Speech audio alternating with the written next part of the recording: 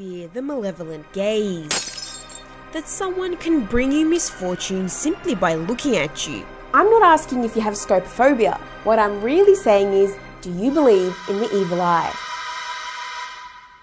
It has different names in different languages, but humans across various cultures have always believed in and feared the malevolent gaze, or that someone's envy could bring harm to another's good fortune. But the evil eye is more than just a trinket. There's the evil eye charm, which can be found on jewellery, and then there's the belief in the evil eye curse, which is said to be transmitted through someone's malicious or envious glare. And how they're connected is that some people believe the evil eye charm can help dispel or ward off the evil eye curse. In some cultures, it's even believed that certain eye colours are more effective in casting an evil eye spell than others. Here's what a Byzantine writer believed to have lived in the 3rd or 4th century said about the eye of envy. But it's believed the envious eye can sometimes be unintentional and doesn't always mean the beholder of the evil eye is necessarily evil themselves. And while many trace this old belief back to ancient Greece, the earliest version of the eye amulet goes back to 3300 BC, according to some Turkish art historians, and it has evolved in shape and form throughout the millennia. The blue evil eye trinket was used by the Phoenicians, Assyrians, Egyptians, Greeks, Romans, and most famously the Ottomans. But through the expansion of empires, the beads made their way into various regions of the world. And they're still very much part of the culture and traditions of millions of people in our world today. And while the evil eye is often associated with pagan connotations, there are references of it in several holy books and scriptures. But the methods of protection from the evil eye can vary. Muslims, for example, recite certain prayers and verses from the Quran for protection from such curses. And it's customary to say, MashaAllah, or God has willed it when admiring a person or object. You know, to avoid unintentionally cursing them. Some Greek people say this. Φτούσου να μη σε ματιάσω. Mashallah, nazar na lage. Is what you might hear in Pakistan. And of course, there are also many practices across various cultures and religions that involve removing the evil eye from a person. You're probably like, dude, isn't all this just some crazy superstition? While you're definitely not alone, some people actually swear by the evil eye's veracity and have their own explanations for it. Rabbi Abraham Isaac Koch says the evil eye is an example of how one soul may affect another through unseen connections between them, as we're all influenced by our environment. Greek philosopher Plutarch even suggested a scientific explanation. The human eye had the power of releasing invisible energy rays that could potentially kill children and even small animals. And there are countless stories upon stories of how a jealous auntie ruined someone's favourite blouse, or how someone's engagement ring split into two after getting compliments all day, or even how one man stared at a crow and the animal dropped dead from the sky. One thing is for certain, everyone has a Nazar story. There was a sage who's very famous in India, ancient sage called Kaushik. When Kaushik was yet to become famous, a young sannyasi, he had a dip in the river and sat under a tree for his morning practice. With a slightly upturned face, he sat. A bird was in the tree and it came and landed straight on his face. An upturned face, you know, it's a dangerous way to sit under a tree. So he got so furious. Just now he had a dip in the river and he's trying to meditate, and this bird splashed in his face. Out of anger, he just looked at the bird like this. The bird just caught fire and burnt up, turned into ashes. So he felt really nice, okay, this is good, working. Then he finished his practice and everything, and for the day's meal, because people on the spiritual path are not supposed to earn their living, they are supposed to beg and eat, so he went. So he went to the town, stood in front of a house and said, Bhikshan Dehi, that means, I've come for alms. Generally in the tradition, if a person who is on the spiritual path comes and asks for food, Even if your children are not eaten, first thing is give it to him. Because he doesn't own anything, he doesn't have anything and he's on a higher pursuit, so he must be fed. That is the culture. So he said, Bhikshandehi. From inside, a lady's voice said, I'm coming, please wait. He raised his voice and said, Bhikshandehi. So just this today morning, the bird, it's given him a little kind of oomph to his spiritual process. She said, please wait, I'm coming. He raised his voice further, Bhikshandehi, he shouted. She said, wait for a few minutes, I'm coming. But he went on shouting. Then the lady came. And he yelled, how dare you keep me waiting like this? I'm a sannyasi, how can you keep me waiting like this? And he glared at her. She said, don't you glare at me, I'm not a little bird. So then because it happened only today morning, it's not been in the newspapers. And those days nobody could tweet except the birds, and the bird is dead.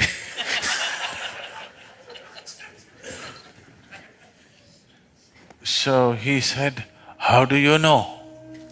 He said, it doesn't matter, don't glare at me. I was serving my husband who is blind of vision. I was feeding him, so I asked you to wait. What is the big hurry for you? I said, I will come. He said, but how do you know? She said, it doesn't matter. It's in your kind of mode, the way you are right now, you cannot know all this. Then he begged her, please take me as your disciple, I want to learn from you. She said, I am a housewife, I don't take disciples. You can go to my guru if you want. I'll give you the address. So she gave the address. She told him where to go. Om Hrim Dundurge Bhagavati Manograhamanmathamatha Jihva Pishachi Rutsadayotsadaya Hitadrishtya Hitadrishti Paradrishti Sarpadrishti Sarvadrishti Vishannashaya Nashaya Hum Phat Swaha Om Hrim Dundurge Bhagavati Manograhamanmathamatha Jihva Pishachi Rutsadayotsadaya Hitadrishtya Hitadrishti Paradrishti Sarpadrishti Sarvadrishti Vishannashaya Nashaya Hum Phat Swaha Om Hrim Dundurge Bhagavati Manograhamanmathamatha Jihva Pishachi Rutsadayotsadaya Hitadrishtya Hitadrishti Paradrishti Sarpadrishti Sarvadrishti Vishannashaya Nashaya Hum Phat Swaha Om Hrim Dundurge Bhagavati Manograhamanmathamatha Jihva Pishachi Rutsadayotsadaya Hitadrishtya Hitadrishti Paradrishti Sarpadrishti Sarvadrishti Vishannashaya Nashaya Hum Phat Swaha Om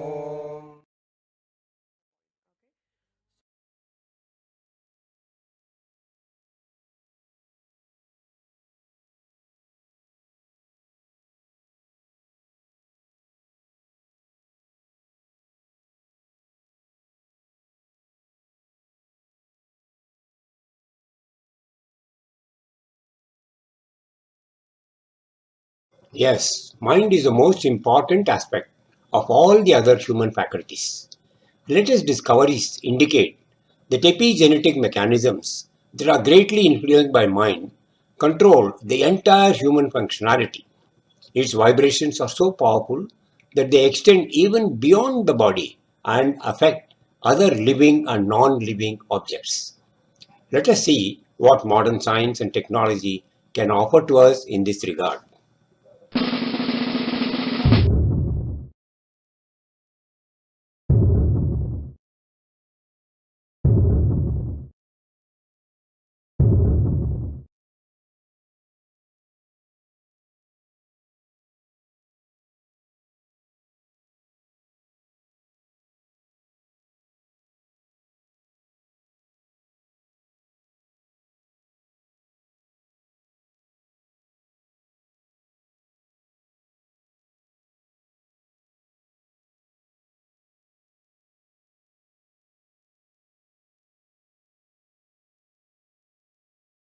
The primordial and insatiable urge to know drives human beings to strive hard and explore the universe both at macro and micro levels. While man has gone beyond the planet Earth at the macro level, at the micro level he has delved deep into matter. Micro and nanotechnologies are currently at the frontiers of science, promising great many breakthroughs.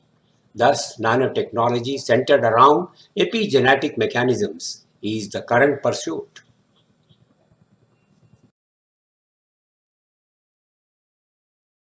Nucleic acid, DNA, is a chemical compound that contains instructions needed to develop and direct the activities of nearly all living creatures. Each DNA is made up of 4 chemical bases: adenine, thymine, guanine, and cytosine. The order in which these 4 chemical bases, denoted by their first letters A, T, G, and C, make an alphabet which determines the meaning of the information encoded within its 4-letter language. A gene traditionally refers to the unit of DNA that carries the instructions for making specific protein or set of proteins. Genome. Genome contains 20,000 to 25,000 genes that make an organism's complete set of instructions. Each genome contains all the information needed to build that organism, allow it to grow and develop.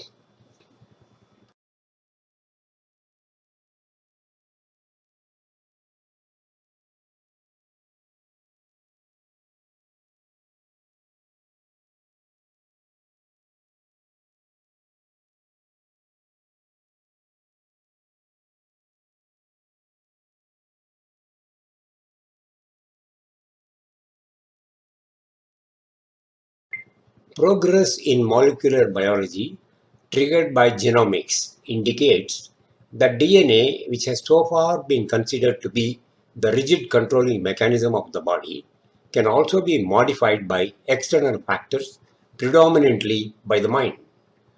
Deep research undertaken by the Institute of Science, Technology and Public Policy in Fairfield, Iowa, indicates that our mind, if properly trained by yoga, meditation, etc., can effectively modify our DNA.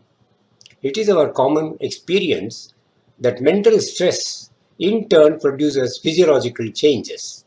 In other words, the software of the mind is the key for development, maintenance, and evolution of life on Earth. Genomics is still to catch up, and it is hoped that it will bloom to become a practical vibrational medicine in the not too far a future, eliminating the use of chemical drugs and its associated effects. Mind is an open source software OSS derived from its genome. It not only controls the whole internal working of the human body, but also influences and is influenced by external objects and other living organisms. It is constantly updated by its sensual inputs as also by external sources. It exists before birth and after death of the physical body. In the absence of the physical body, it draws its energy from the electromagnetic field. Mind in turn modifies the genome.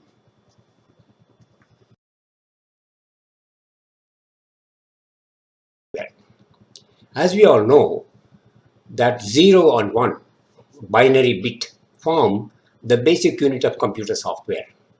As regards mind, it is made of 4 letters A, T, G, and C that stand for DNA's 4 chemical bases.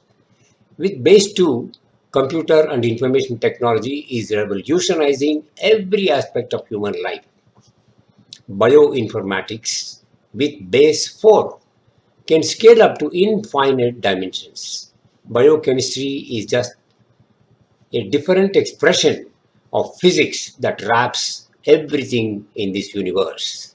Well, no surprise that he's a supernatural superstar. Gerard Senahi has been wowing audiences around the world with his mind-blowing feats, and today he is here to share them with us. Please welcome the experimentalist, Gerard Senehi. Gerard, great to see you. Nice to see you too. Do you get that look a lot, the look that Ellen gave you? It's like, I don't believe that just happened. That's my job.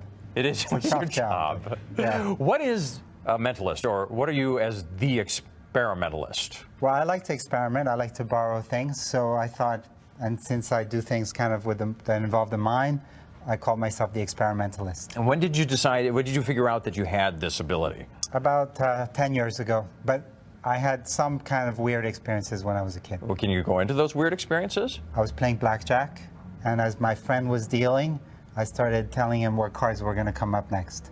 And he threw the deck in my face and he said, "You're cheating, I'm not playing with you ever again." Do you want to go to Vegas with me? No. No? Have you tried that? Atlantic City, Vegas? Are you allowed to go? It's cheating. It's cheating, okay, and that would be wrong. That would be wrong. All right, we have assembled some interesting items, Yeah, everyday items. All right, let's try, watch this. Watch. Okay, all right. Let's try a little telekinesis. Okay. All right, watch.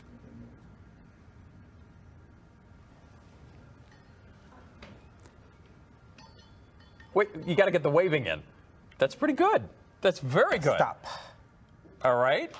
Do you have like That's a regular fork, okay. Oh yeah, really. Give me your hand like this. Open like it. this, okay. And hold it tight, closed. All right. Just try to put your thumb around it. Like Yeah. this, okay. I'm gonna give you a little energy. Tell me if you feel it. If you don't feel it, tell me you don't. Did you feel that? I felt that, You yes. felt that. Okay. Whoa, all right, this is good. Watch. I'm just gonna try, this is kind of hard to believe, Okay, but it's all just right. gonna get soft in a second. You're just gonna feel it. This is forks from your kitchen, right? They provide Yeah, the they're fork. from the 10 Show Kitchen, absolutely. In fact, we're kind of running low because you've been doing this all morning. Yeah, I know, exactly. Yeah. Nobody's gonna Watch. ever be able to eat anything. Relax a little. It doesn't Relax. take strength. You're Okay. gonna just feel it bending in your hand. You feel that? Yeah. Okay. Isn't that weird? No, that is very weird. There it is. That is... Telekinesis. Right, what and they that's call not... it. You can't just bend that, can you? No, if you could, you'd... Okay, well, can you bend it back? Is that part of the deal, or...? That's not my style. That's not my style. Yeah, no, really. All right, you kind of interviewed me ahead of the show. Yeah. What did you ask me to do? I asked you to think of someone from your past that if I hired a team of detectives, private detectives, they would not be able to guess. Okay. All right, do you have this person in your mind? Is it clear? Can you picture them? I do. I do have that person in my mind. So is this someone that you spend a lot of time with? That's the only hint I need. A fair amount of time. Not a lot. I see you sitting close to each other watching something. Sitting close to each other, possibly watching something. You know, it's really weird because there's a poster in the hall. When I walked by that poster, it was really weird. Afterwards, a name came into my mind. Could you please say the name out loud? The name is Fraser. Yes. So what other experiments can you perform for us? Well, here. Hold out your hand. Okay. Let's try a little telekinesis demonstration. So if the mind, That's, we're going to do this experiment to prove how powerful the mind is. Yeah, there are many experiments you can do, but we can do the simple one if you Let's want. do this, stick with that one. Okay. A lot of pressure here. And what does this mean? Well, why don't you do it? Why don't Okay. you do it? Hold this string between your thumb and your forefinger. Just Yeah. hold it. Uh-huh. Rest your elbow comfortably on your thigh. Uh-huh. Oh, boy. Okay? Yeah, rest it comfortably. I'll hold it still. Now, just while you're holding that still, mentally have the idea it's moving back and forth. Mentally have the idea that it's moving. Okay? Don't worry, it'll start moving, and it'll start moving wider and wider. See, it's already doing that. Okay? In any direction you want. There you are. Now, once it's doing that, just change the idea in your mind that instead of swinging it like that, it's going to start swinging like this in a different direction.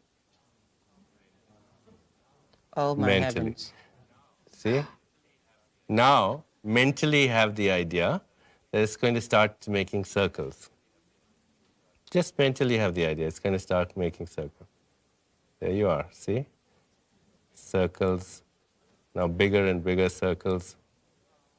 There you are. Oh, my heavens. Okay? I didn't think I could do it. I was See? feeling a lot of pressure here. Okay. Well, Listen. I Now, can't believe it's doing it. yeah. And now have the idea that it's going to reverse the circle. So if it's making Oh, no, circles, I don't know if I can do that. Just have the idea. Okay. Just have the idea. That it's going to reverse the circle. Yes. Just keep that idea in your mind. You see, your expectancy determines outcome. And as long as you're not attached to the outcome will be guaranteed. Okay. Whenever we fulfill a desire, whatever that desire is, certain things happen. Number one, we expect a certain outcome. Oh, it just switched. There you are. It just did it. See? I can't. And this is living proof that every cell in your body is eavesdropping on your internal dialogue. And by changing your internal dialogue, you can influence the chemistry, the Even fundamental Sally's impressed. chemistry. Sally's saying, cell. I didn't think you could do it, but you did. Every cell? Every cell. How would this...